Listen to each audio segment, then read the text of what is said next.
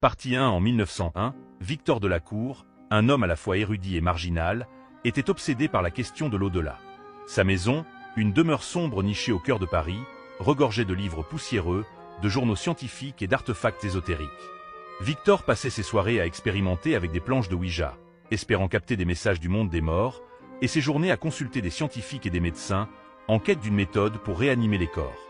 Malgré ses efforts, on lui répétait sans cesse que l'idée de ramener un mort à la vie était un rêve futile, une hérésie contre les lois de la nature.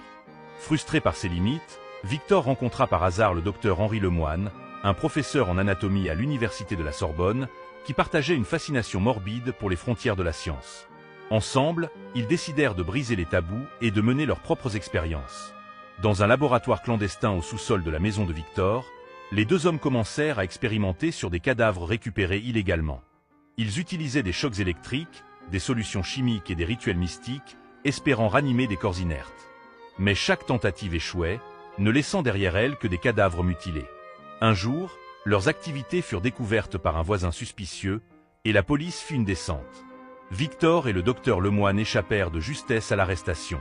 Conscients qu'ils étaient maintenant des hommes traqués, ils décidèrent de se faire oublier. Lemoine quitta Paris, tandis que Victor se réfugia dans la solitude et abandonna ses expériences. Un soir pluvieux, en errant dans une vieille bibliothèque, Victor trouva un manuscrit oublié, dissimulé dans un recoin sombre. Le livre, écrit en latin et orné d'illustrations macabres, décrivait une méthode étrange pour conserver un corps après la mort. Selon l'auteur, un mystérieux mélange d'herbes rares et de fluides corporels pouvait suspendre les fonctions vitales tout en préservant l'intégrité du corps. Intrigué, Victor décida de tester ces méthodes sur des animaux. Après plusieurs tentatives, il parvint à suspendre la vie d'un chat pendant une semaine, puis à le réveiller en parfaite santé. Enivré par son succès, il prit une décision radicale. Il testerait l'expérience sur lui-même. Victor passa des années à perfectionner la formule. Il construisit une machine capable de maintenir son corps dans un état suspendu et cacha son laboratoire derrière des murs épais, qu'il scella avant de s'endormir. Il laissa une petite fortune dans un coffre pour garantir sa survie à son réveil. En 2020, plus de 100 ans plus tard, la machine s'arrêta. Victor ouvrit les yeux dans un monde méconnaissable. Bien qu'il se sentît vivant et en bonne santé, il remarqua rapidement un effet secondaire inattendu. Sa peau était desséchée, craquelée, presque momifiée. Horrifié par son apparence, il se plongea dans l'étude du livre, espérant y trouver un remède. Partie 2. Après des jours de recherche, Victor trouva une solution sinistre. Pour régénérer l'élasticité de sa peau, il devait extraire une substance spécifique du cerveau humain et la mélanger à des plantes rares. En désespoir de cause, il commença à cibler des victimes isolées dans les rues sombres de Paris, perpétrant des crimes terribles pour récupérer cette substance.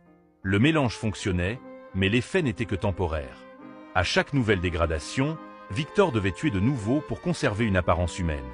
Il se fit rapidement des ennemis dans l'ombre, des personnes cherchant à comprendre la disparition de leurs proches. Un jour, alors qu'il traquait une nouvelle victime, Victor fut confronté à un homme nommé David Dupont. David, maintenant adulte, reconnut Victor comme l'homme qui avait assassiné ses parents pour ses expériences, plus d'un siècle auparavant. Sachant que la justice classique ne suffirait pas, David décida de se venger à sa manière. Il captura Victor et l'enferma dans un laboratoire, un cruel clin d'œil au passé du scientifique. Pendant des mois, David réalisa ses propres expériences, testant sur Victor des substances qui dégradaient encore plus son corps et son esprit. L'ancien érudit devint un monstre difforme, prisonnier de son propre cauchemar. Victor finit par perdre toute humanité, se transformant en une créature lamentable, à peine consciente de son existence. David, satisfait de sa vengeance, abandonna Victor dans un asile abandonné. Là, l'ancien scientifique erra jusqu'à ce que son corps, trop fragile pour supporter davantage de dégradation, s'effondra pour de bon. L'histoire de Victor Delacour, autrefois brillant et ambitieux, devint une légende urbaine, un avertissement contre l'obsession de défier la mort et les lois de la nature.